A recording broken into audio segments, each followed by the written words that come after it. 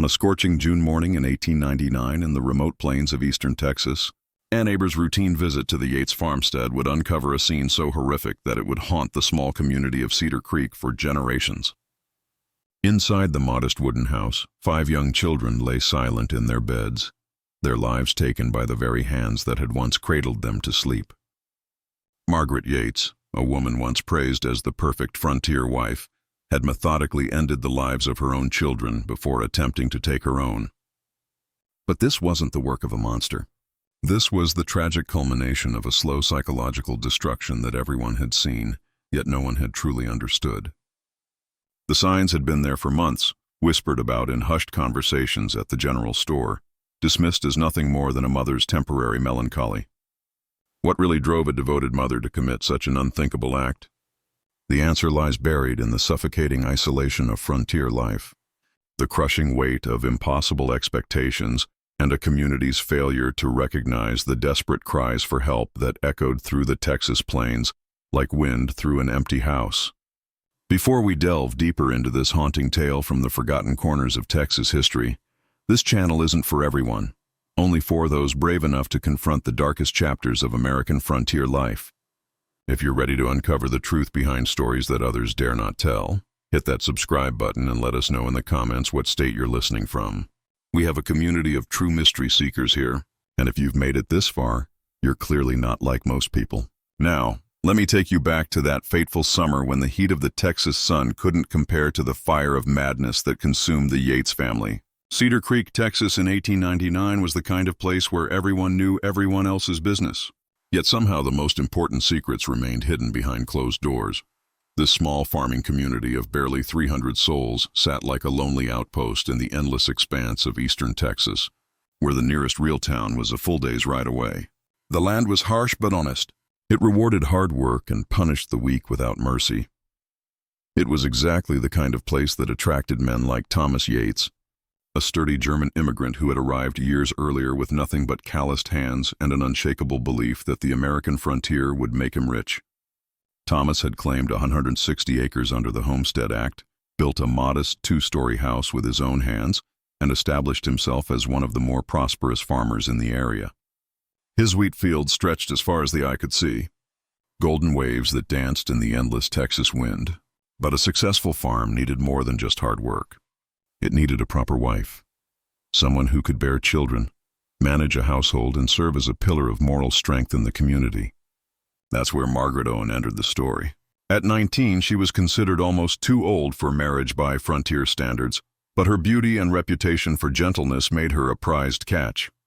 She had grown up in Austin, where her father worked as a clerk for the state government. A comfortable middle-class life that had given her education, refinement, and absolutely no preparation for the brutal realities of frontier farming. Her parents, desperate to secure her future before she became a permanent spinster, eagerly accepted Thomas's marriage proposal after only 2 brief meetings. The wedding took place in the spring of 1892, a simple ceremony at the small Methodist church that served Cedar Creek's scattered faithful. Margaret looked radiant in her mother's altered wedding dress, her auburn hair pinned up elegantly, her green eyes bright with hope and determination. The townsfolk remarked on what a handsome couple they made, Thomas with his broad shoulders and serious demeanor, Margaret with her gentle smile and refined mannerisms that spoke of better breeding than most frontier women possessed. In those early years, Margaret seemed to embody everything a frontier wife should be. She learned to milk cows, churn butter, and tend a vegetable garden that became the envy of other wives in the area. She could preserve fruits and vegetables, mend clothes with intricate stitches, and cook meals that made Thomas the most envied husband in 3 counties. When she gave birth to their first child, William, in 1893, the other women praised her natural maternal instincts and predicted she would have a house full of strong sons to help work the farm, and indeed the children came regularly, as was expected on the frontier, where large families meant more hands to work the land and insurance against the high childhood mortality rates. After William came Sarah in 1894, then the twins James and Mary in 1896, and finally little Samuel in 1898. Each birth was celebrated by the community, each healthy child seen as proof of God's blessing on the hardworking Yates family. Margaret threw herself into motherhood with the same determined perfectionism she brought to everything else. She made all their clothes by hand, taught them to read using the worn Bible her mother had given her as a wedding gift, and insisted on proper table manners, even in their rough frontier home. Visitors often commented on how well-behaved the Yates children were, how clean and properly dressed despite living on a working farm. But those same visitors began to notice subtle changes in Margaret as the years passed. Where once she had been quick to laugh and eager to chat with neighbors, she grew increasingly quiet during social gatherings. Her bright smiles seemed more forced, her laughter less frequent. When asked how she was managing with 5 young children, she would always give the same response. "The Lord provides strength for all burdens," delivered with a tight smile that never quite reached her eyes. The truth was that Margaret felt increasingly trapped in a life that seemed to be slowly suffocating her. The nearest neighbor was over a mile away, and with Thomas often traveling to sell crops or buy supplies, she would go days without speaking to another adult. The children, though beloved, were constant demands on her time and energy. There were meals to prepare, clothes to wash and mend, lessons to teach, injuries to tend, and discipline to maintain, all while managing the endless household tasks that kept a frontier family fed, clothed, and sheltered. The winter of 1897 brought unusual hardships to the Cedar Creek area. A late freeze destroyed much of the wheat crop, followed by a summer drought that left the community struggling financially. Thomas, like many farmers, was forced to travel farther and more frequently to find work, sometimes spending weeks away helping with cattle drives or working on larger ranches. These absences left Margaret completely alone with 5 children under the age of 5, isolated on their remote farmstead with no way to call for help if emergencies arose. It was during one of these lonely periods that the first truly disturbing incident occurred. Mrs. Helen Morrison, who lived on the neighboring farm, had stopped by to check on Margaret and noticed that little Samuel, barely a year old, had been crying inconsolably for what seemed like hours. When she knocked on the door, it took several minutes for Margaret to answer, and when she finally appeared, her hair was disheveled, her dress stained, and her eyes had a wild, unfocused quality that Helen had never seen before. "Margaret, dear, is everything all right?" Helen asked, trying to peer past her into the unusually quiet house.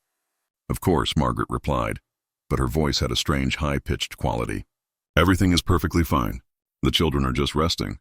When Helen gently insisted on coming inside to help, she found the 4 older children sitting unnaturally still at the kitchen table, their faces pale and frightened.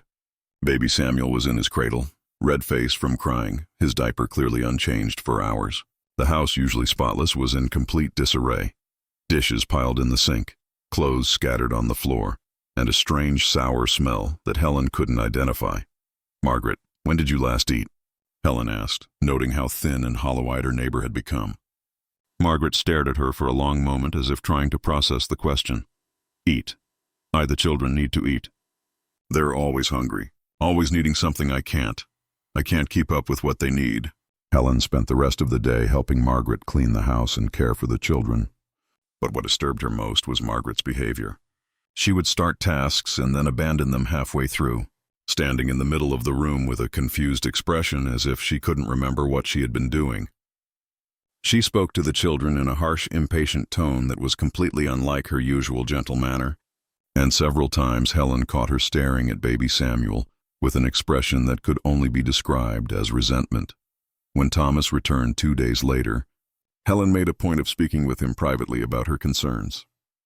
She tried to explain that Margaret seemed overwhelmed and might need help, perhaps a hired girl to assist with the children.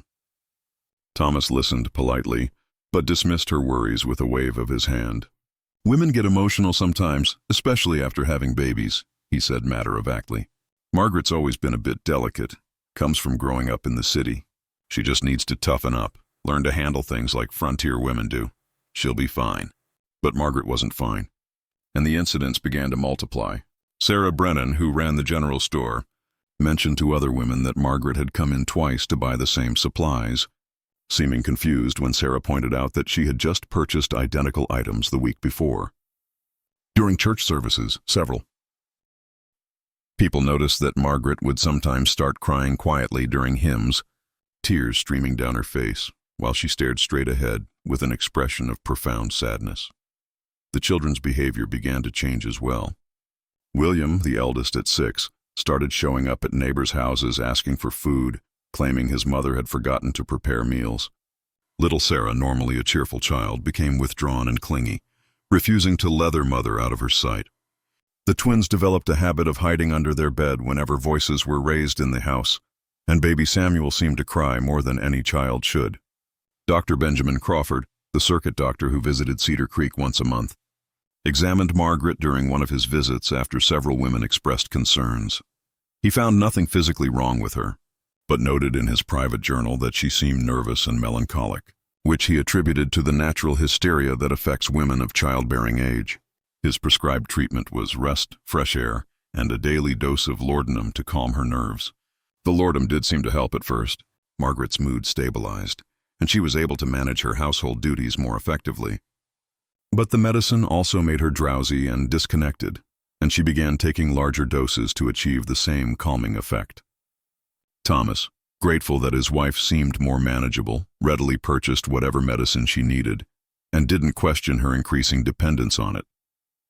By the spring of 1898, Margaret's condition had deteriorated significantly, though she had become expertly skilled at hiding it from casual observers. She had learned to time her Lord doses so that she appeared most normal during church services and social gatherings, presenting a carefully maintained facade of competent motherhood that satisfied most people's concerns. But those who looked closer began to see disturbing signs. The children's clothes, while still clean, were often mismatched or poorly mended. Meals became increasingly simple and repetitive. Cornbread and milk for breakfast, cold biscuits for lunch, and thin soup for dinner. The house, once a model of frontier domesticity, began to show signs of neglect. Dust accumulated in corners, windows went unwashed, and the vegetable garden that had once been Margaret's pride became overgrown with weeds. More troubling were the changes in Margaret's interaction with her children. She had always been a patient, nurturing mother, but now she seemed to view them as burdens rather than blessings. She would snap at them for normal childhood behavior, become frustrated when they asked questions, and sometimes ignore them entirely for hours at a time. The older children learned to care for baby Samuel themselves, taking turns feeding him and changing his diapers when their mother seemed unable to function. Thomas, when he was home, seemed oblivious to these changes. He was dealing with his own pressures, crop failures, mounting debts, and the constant struggle to keep the farm profitable in an increasingly difficult economic climate. When neighbors occasionally mentioned concerns about Margaret, he would brush them off with increasing irritation. "My wife is fine," he would say firmly. "She's just tired from taking care of 5 children." What woman wouldn't be? People need to mind their own business instead of gossiping about things they don't understand. The truth was that Thomas was deeply uncomfortable with any suggestion that his family wasn't perfect. In the rigid social structure of frontier life, a man's worth was measured not just by his own success, but by his ability to maintain a proper household. Admitting that Margaret was struggling would be tantamount to admitting his own failure as a husband and provider. During the long summer of 1898, Margaret's isolation became almost complete. She stopped attending church services, claiming that the children were too difficult to manage in public.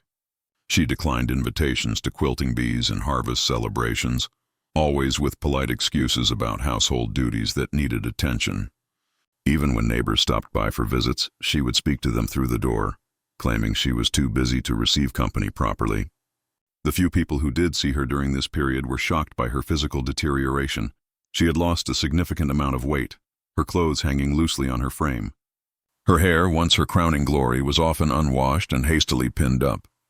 Her hands, never idle, even during conversation, showed constant nervous tremors that she tried to hide by clasping them together. Most disturbing of all were her eyes. The bright green eyes that had once sparkled with intelligence and warmth now seemed flat and lifeless, as if something essential inside her had simply been extinguished. When she did speak, her voice had taken on a monotonous quality, and she often seemed to be responding to conversations that others couldn't hear. Baby Samuel's birth in late 1898 seemed to trigger a complete psychological collapse. The delivery was difficult, and Margaret lost a dangerous amount of blood, leaving her weak and unable to care for the infant properly. For weeks after the birth, she remained in bed, staring at the ceiling while the older children tried to manage household tasks they were too young to handle effectively. During this period, several neighbors offered to help, but Margaret refused all assistance with an almost violent determination. When Mrs. Morrison insisted on helping with laundry, Margaret became so agitated that she began screaming at her to leave, frightening the children and creating a scene that became gossip throughout the community. "She's not right in the head." People began to whisper, "Something's wrong with that woman, and those poor children are suffering for it."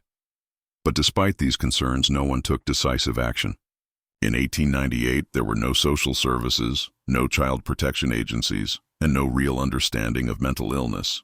A woman's behavior was considered her husband's responsibility, and unless she posed an immediate physical threat to others, the community was reluctant to interfere in family matters. The winter of 1898 to 1899 was particularly harsh, with unusually heavy snowfall that left the Yates farm isolated for weeks at a time. Thomas was unable to travel for work, which meant that was home more often, but also increasingly frustrated by their deteriorating financial situation. The strain on the family became unbearable, with 5 children crowded into a small house with 2 adults who were barely capable of caring for themselves, let alone their offspring. It was during this period that Margaret began to exhibit behavior that should have alarmed everyone who witnessed it. She started talking to herself constantly, carrying on elaborate conversations with invisible companions. When questioned about it, she would claim she was praying, but the words she muttered bore no resemblance to any prayers the devoutly Methodist community would recognize. The children became increasingly fearful of their mother's unpredictable moods. One day she might spend hours playing with them and telling stories, her old gentle nature briefly returning. The next day, she might lock herself in her bedroom and refuse to come out, leaving them to fend for themselves while she wept oraged behind the closed door. 6-year-old William later told neighbors that his mother had begun waking the children in the middle of the night, insisting they needed to prepare for the journey. When asked what journey, she would become agitated and refuse to explain, instead forcing them to sit quietly in the kitchen while she paced the floor and muttered under her breath. Young Sarah developed a habit of wetting herself whenever her mother approached, as if her child's instincts recognized danger that adults couldn't see. The twins, barely 3 years old, began showing signs of severe anxiety, rocking back and forth, pulling their own hair, and refusing to eat unless coaxed by their older siblings. Most ominously, Margaret's relationship with baby Samuel became increasingly disturbed. She would stare at him for hours with an expression of intense concentration, as if trying to solve some complex problem. When he cried, instead of comforting him, she would sometimes join in his wailing, creating a cacophony of misery that could be heard across the fields. Dr. Crawford, during his monthly visit in March 1899, was finally forced to acknowledge that Margaret's condition had progressed beyond simple female hysteria. He found her sitting motionless in her kitchen, baby Samuel crying in her lap while she stared straight ahead without blinking.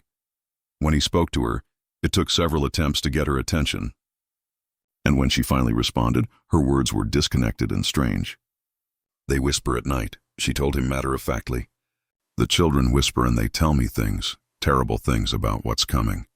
The burden is too heavy, doctor. Too heavy for anyone to carry." Dr. Crawford increased her Lord prescription and suggested that Thomas consider sending her to stay with relatives in Austin until she recovered. But Thomas, now facing the possibility of losing his crops due to spring flooding, couldn't afford to lose his wife's labor and dismissed the suggestion as impractical. "She'll snap out of it," he insisted. "Women go through phases. She just needs to toughen up and remember her responsibilities." But Margaret wasn't snapping out of anything. If anything, her condition was accelerating toward a crisis that no one in the small community was equipped to handle. The signs were all there: the progressive isolation, the deteriorating care of the children, the increasingly bizarre behavior, and the growing sense among neighbors that something terrible was building in the Yates household like storm clouds gathering on the horizon. In May 1899, Margaret made what would later be recognized as her final desperate attempt to communicate the severity of her situation. She appeared at the home of Mrs. Morrison, disheveled and agitated, carrying baby Samuel, who was obviously ill with fever and malnutrition. "Helen," she said, her voice barely above a whisper, "I can't do this anymore. I can't keep them safe. Something terrible is going to happen and I can't stop it. Please, you have to help me. You have to take them away from me before it's too late." Mrs. Morrison, alarmed by Margaret's appearance and words, tried to get her to explain what she meant. But Margaret had already begun backing away, shaking her head frantically. No, it's too late. They're telling me it's too late. The burden. The burden is mine to bear. I have to finish what was started. I have to free them from what's coming." Those were the last coherent words anyone would hear Margaret Yates speak. She turned and walked back across the fields to her house, baby Samuel crying weakly in her arms, leaving Mrs. Morrison standing in her doorway with a growing sense of dread that something unspeakable was about to unfold. Mrs. Morrison debated going after her, even considered walking to town to fetch Thomas from the general store where he was conducting business. But frontier etiquette strongly discouraged interfering in family matters without clear evidence of immediate danger, and Margaret's words, while disturbing, could be interpreted as the rambling of an exhausted mother rather than specific threats. It was a decision that would haunt Helen Morrison for the rest of her life, because within 3 weeks Margaret Yates would act on whatever dark compulsion had been building in her tormented mind, and 5 innocent children would pay the ultimate price for their community's failure. To understand the desperate warnings of a woman drowning in madness, just when we thought we'd seen it all, the horror in the Yates household reaches its breaking point. If this story is giving you chills, share this video with a friend who loves dark mysteries. Hit that like button to support our content, and don't forget to subscribe to never miss stories like this. Let's discover together what happened during those final terrible days when Margaret Yates made the unthinkable decision that would shock an entire community. The first weeks of June 1899 brought an oppressive heat wave to eastern Texas, the kind of weather that made tempers short and minds restless. The thermometer at the Cedar Creek General Store regularly topped 100 degrees, and there was no relief even after sunset. In the Yates farmhouse, with its small windows and thick wooden walls, the heat became nearly unbearable, especially with 5 young children crowded into the small space. Thomas had left on June 18th for what he expected to be a 3-day trip to Houston, where he hoped to secure a better price for his wheat crop than the local buyers were offering. The family's financial situation had become desperate, and this trip represented their last hope of avoiding foreclosure on the farm. He kissed Margaret goodbye that morning, noting that she seemed unusually calm and quiet, but attributing it to the oppressive heat rather than any deeper concern. "Keep the children inside during the hottest part of the day," he instructed, unconsciously speaking to her as if she were a hired hand rather than his wife. "And don't let them waste water playing. We can't afford to have the well run dry." Margaret nodded silently, standing in the doorway with baby Samuel in her arms while the other 4 children clustered around her skirts. Thomas later remembered thinking that they made a peaceful domestic picture, a mother surrounded by her children, framed by the morning light streaming through the open door. It was an image that would torment him in the years that followed, when he understood that he was looking at his family for the last time. The first day after Thomas's departure passed quietly. According to the later testimony of neighbors, Mrs. Morrison, still troubled by Margaret's strange visit weeks earlier, made a point of watching the Yates house from her kitchen window while she worked. She saw the children playing in the yard during the cooler morning hours, their voices carrying across the fields in the still air. Everything seemed normal, perhaps even more peaceful than usual. But inside the house, Margaret was fighting a battle that no one could see. The voices that had been whispering to her for months had grown louder and more insistent, no longer content to remain in the background of her consciousness. They spoke with perfect clarity now, telling her things about her children that filled her with horror and desperation. The lordom that had once helped quiet her mind now seemed to make the voices stronger. When she took her usual dose, instead of bringing peace, it seemed to open floodgates in her mind that she could no longer control. The bottle that Dr. Crawford had left with enough medicine for a month was already half empty, but the relief it provided was increasingly temporary and incomplete. On the morning of June 19th, Mrs. Morrison noticed that the Yates house seemed unusually quiet. No children's voices carried across the fields. No movement could be seen in the yard, and the usual smoke from the kitchen chimney was absent, even though it was time for the morning meal. Concerned, she decided to walk over after finishing her own chores, carrying a basket of fresh eggs as an excuse for the visit. When she knocked on the door, there was a long delay before Margaret answered. When she finally appeared, her transformation was shocking. In just 3 days, she seemed to have aged years. Her hair hung loose and unwashed around her shoulders. Her dress was stained and rumpled as if she had slept in it, and her eyes had a wild, frightened quality that made Mrs. Morrison instinctively step backward. "Margaret, dear, I brought some eggs," Helen said, trying to keep her voice calm despite her growing alarm. How are you managing with Thomas away? Managing?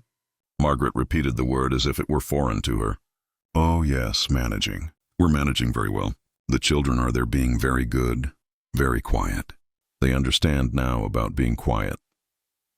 Mrs. Morrison tried to peer past Margaret into the house, but the interior was unusually dark with curtains drawn across all the windows, despite the bright morning sun.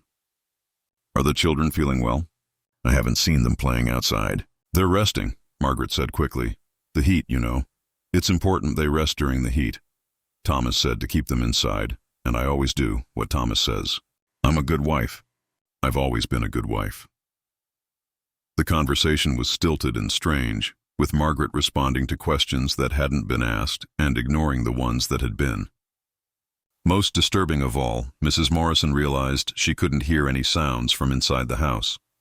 No children's voices, no footsteps, no crying from baby Samuel, who had seemed constantly fussy in recent months. Margaret, I'd like to see the children just to make sure they're all right, Mrs. Morrison said, taking a step forward. The effect of these words on Margaret was dramatic. Her face contorted with fear and rage, and she gripped the doorframe so tightly that her knuckles turned white. No, she said sharply. No, you can't see them. They're sleeping, and they mustn't be disturbed. They need their rest. They need to be ready. Ready for what, Margaret? But Margaret had already begun closing the door, shaking her head frantically. You can't understand. No one can understand what it's like, the burden, the responsibility. But I know what has to be done. I know how to protect them. The door slammed shut, leaving Mrs. Morrison standing on the porch with a growing sense that something terrible was happening inside the house. She called out Margaret's name several times, but there was no response from within. After several minutes of indecision, she walked around the house, trying to peer through the curtained windows, but could see nothing in the dark interior. That evening, Mrs. Morrison discussed her concerns with her husband, Robert, who was reluctant to interfere in what he considered a family matter. Margaret's always been a bit high-rung, he pointed out. And it's natural she'd be nervous with Thomas away. We can't go breaking down doors just because a woman seems upset. But Helen Morrison couldn't shake the feeling that something was very wrong. She spent a restless night frequently checking the view toward the Yates house from her bedroom window. The house remained dark and silent throughout the night, with no sign of the normal domestic activities that should have been taking place. The morning of June 20th, 1899, dawned clear and brutally hot, with the sun rising like a malevolent eye over the Texas plains. Mrs. Morrison was up before dawn, unable to sleep, and she immediately looked toward the Yates house. What she saw made her heart skip a beat. Thin wisps of smoke were rising from the kitchen chimney, the first sign of activity she'd observed in over a day. Relieved that Margaret seemed to be functioning again, Helen decided to wait until a more appropriate hour before checking on her neighbor. She busied herself with morning chores, periodically glancing across the fields. But as the hours passed, her relief transformed back into worry. The smoke had stopped after only a short time, and once again the house seemed unnaturally quiet. By Tengancy, when the Texas sun was already beating down mercilessly, Mrs. Morrison's anxiety had reached a breaking point. She convinced her husband to accompany her to the Yates house, using the excuse that she wanted to return a borrowed sewing basket. Robert Morrison was reluctant, but agreed, perhaps sensing his wife's genuine distress. As they approached the house, both of them noticed the overwhelming silence.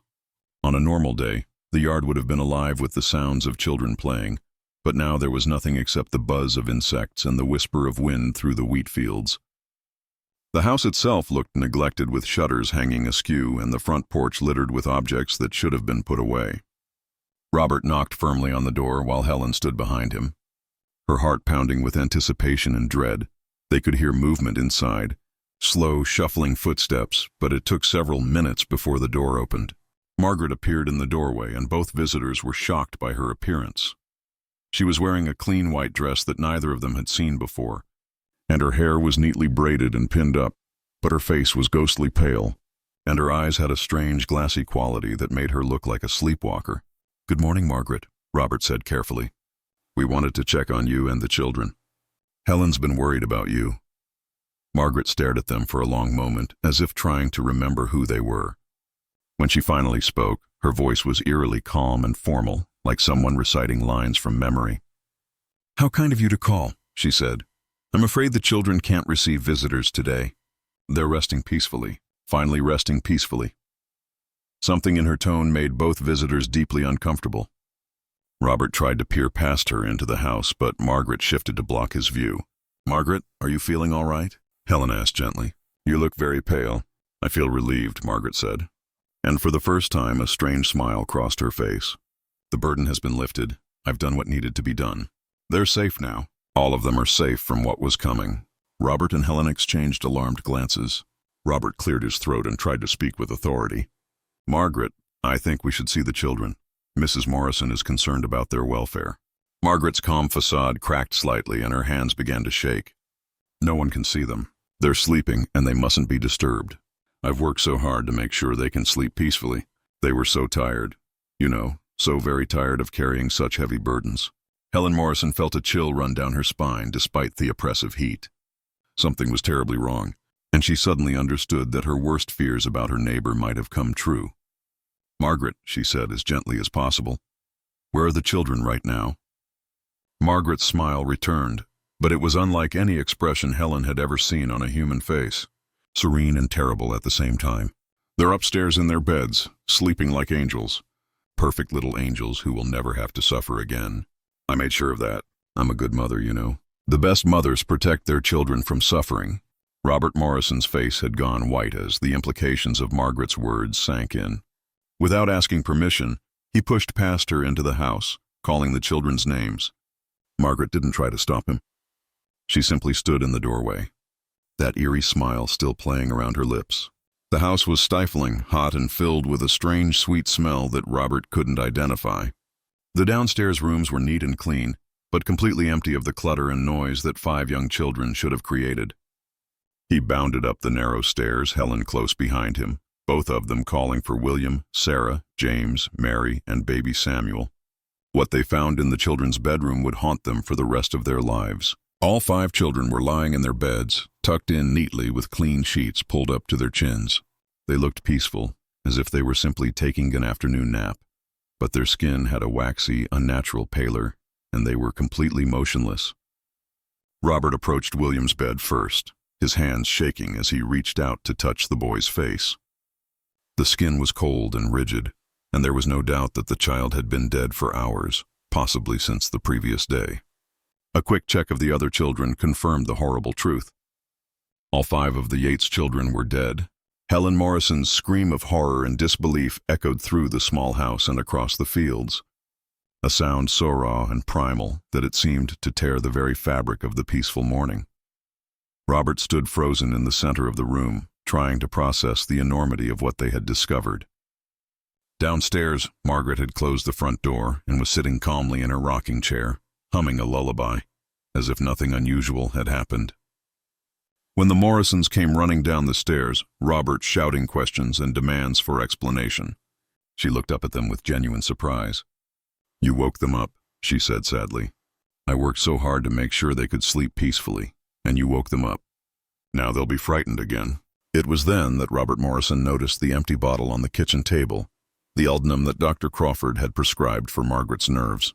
Next to it was a smaller bottle that had once contained paregoric, a medicine commonly used to treat children's stomach ailments.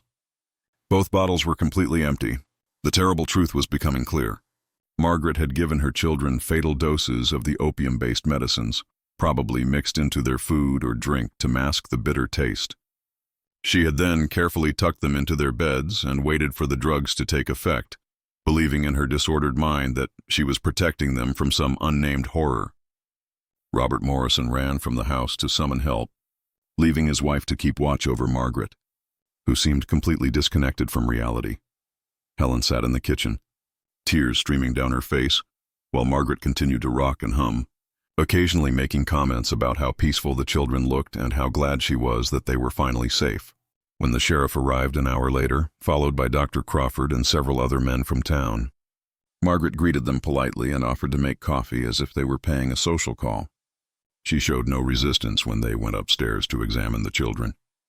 And when they returned with grave faces to confirm what everyone already knew, she nodded as if they had delivered exactly the news she expected. It was the only way. She told them matter-of-factly. They were going to suffer so much. "The voices told me what was coming. The terrible things that would happen to them if I didn't act. A good mother protects her children from suffering, even if it means making the hardest sacrifice of all. Dr. Crawford examined the children and confirmed that they had died from opium poisoning, probably administered the previous evening. The peaceful expressions on their faces suggested that they had simply fallen asleep and never awakened, unaware of what was happening to them. Thomas Yates returned from Houston that evening to find his world completely destroyed. The sheriff met him at the edge of town to break the news, but nothing could have prepared him for the sight of his 5 children, lying still and silent in their beds, or his wife sitting calmly in the parlor, asking him how his business trip had gone as if nothing had happened. The man who had left 3 days earlier as a struggling but hopeful farmer returned to find himself the sole survivor of a family that had been systematically destroyed by the very person he had trusted to protect it. Thomas collapsed beside William's bed, his anguished cries echoing through the house as the full reality of his loss finally hit him. Margaret watched her husband's breakdown with detached curiosity, occasionally offering comfort in the same tone she might use to console a child with a scraped knee. "Don't cry, Thomas," she said gently. "They're safe now. I made sure they're safe from all the terrible things that were coming. Isn't that what a good mother should do?" When Dr. Crawford attempted to question Margaret about her actions, her responses revealed the depth of her psychological deterioration. She spoke matter-of-factly about the voices that had been telling her for months that her children were in danger, describing elaborate scenarios of suffering that would befall them if she didn't act to protect them. "They told me William would grow up to be a violent man, that he would hurt people," she explained with the same calm tone she might use to discuss the weather. "And little Sarah. They said terrible things would happen to her, things that no mother could bear to imagine. The twins were going to suffer from hunger and cold, and baby Samuel. Oh, the things they said about baby Samuel were the worst of all." The voices she described seemed to be a combination of her own fears about frontier life amplified to an unbearable degree. Every real danger that frontier children faced, disease, violence, poverty, early death, had been magnified in her disturbed mind into certainties that could only be prevented by the most drastic action imaginable. Dr. Crawford's examination revealed that Margaret had been planning the murders for at least a week. She had carefully hoarded laudanum and paregoric from multiple sources, telling different people that she needed the medicines for various ailments. She had also spent considerable time preparing the children's final meal, a special supper that she had described to them as a celebration, complete with cookies and milk that she had laced with enough of opium to ensure peaceful deaths. The investigation revealed other disturbing details about Margaret's final days. She had written several letters that were found hidden in her bedroom, addressed to relatives in Austin, but never sent. In these letters, she described her growing conviction that unspeakable horrors awaited her children and her determination to deliver them to God's protection before these tragedies could occur. One letter written to her mother was particularly chilling in its matter-of-fact description of her intentions. "Dearest Mother, by the time you might have received this letter, I will have completed the most difficult task that any mother has ever been called upon to perform. Do not mourn for the children, for they are beyond the reach of suffering now. I have given them the greatest gift any mother can give, eternal peace and safety in the arms of the Lord." The community's reaction to the tragedy was complex and troubling. While everyone expressed horror at the deaths of 5 innocent children, there was also a disturbing undercurrent of relief that the problem of Margaret's difficult behavior had finally been resolved, even in such a terrible way. Several people admitted privately that they had known something was seriously wrong, but had felt powerless to intervene in what was considered a private family matter. Mrs. Morrison, tormented by guilt over her failure to act on her suspicions, spent hours being questioned by authorities about Margaret's behavior in the weeks leading up to the murders. Her detailed accounts revealed a pattern of warning signs that, in retrospect, seemed to point clearly toward the approaching tragedy. "She kept talking about protecting the children," Helen told the sheriff through her tears. "But I thought she meant protecting them from normal dangers, wild animals, accidents, illness. I never imagined she meant protecting them from life itself." The legal proceedings that followed were swift and conclusive. Margaret was declared mentally incompetent to stand trial and was committed to the state lunatic asylum in Austin, where she would spend the rest of her life. She never expressed remorse for her actions. maintaining until her death 15 years later that she had done the right thing and that her children were better off dead than facing the horrors that life would have brought them. Thomas Yates sold the farm and left Cedar Creek immediately after the funerals, unable to bear living in the place where his family had been destroyed.